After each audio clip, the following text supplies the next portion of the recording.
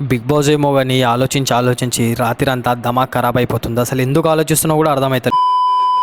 Big boss పోతా లేకపోతే చేస్తా.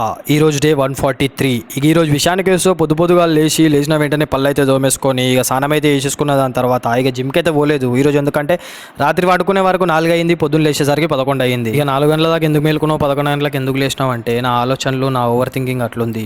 ఒక గోల్ పెట్టుకుంటే దాని మీద వర్క్ చేయడం, దాని మీద కష్టపడము సింపుల్ బాత్ అనుకుంటాం, కానీ మనము అస్సలు చాలా అంటే చాలా ప్రెషర్ ఉంటుంది మైండ్కి. ఒక రోజు ప్రోగ్రెస్ తప్పినా కానీ సరే ఆ రోజంతా వేస్ట్ అనిపిస్తుంది. ఆ రోజే కాదు మొత్తం అసలు మోటివేషనే మొత్తం కోల్పోతాం. ఇట్లాంటి సమయాల్లోనే మనలో నుంచి బెస్ట్ బయటికి వస్తుంది. కొన్నిసార్లు ప్రెషర్ మనుషుల నుంచి బెస్ట్ అని బయటికి తీసుకొని వస్తుంది. కానీ నా విషయంలోనేమో అసలు ప్రెషర్ని తీసుకోలేకపోతున్నా. దమాక్ ఖరాబ్ అయిపోతుంది. ఏం చేయాలో కూడా అర్థమైతలేదు. అసలు పోనా అనే ఆలోచనలు వస్తున్నాయి. అసలు మోటివేషన్ కూడా తగ్గిపోతుంది. ప్రతిరోజు నిన్నటికంటే ఈరోజు బెస్ట్ అవుదాం అనుకుంటున్నా, కానీ నిన్నటికంటే ఈరోజు ఇంకా వర్స్ట్ అవుతున్నా. సరే ఇంకా 107 డేస్ బాకీ ఉన్నాయి కాబట్టి ఇంకా నా బెస్ట్ని బయటికి తీస్తా, ట్రై చేస్తా, నా వల్ల అయినంత వరకు చేస్తా, చాలా కష్టపడతా.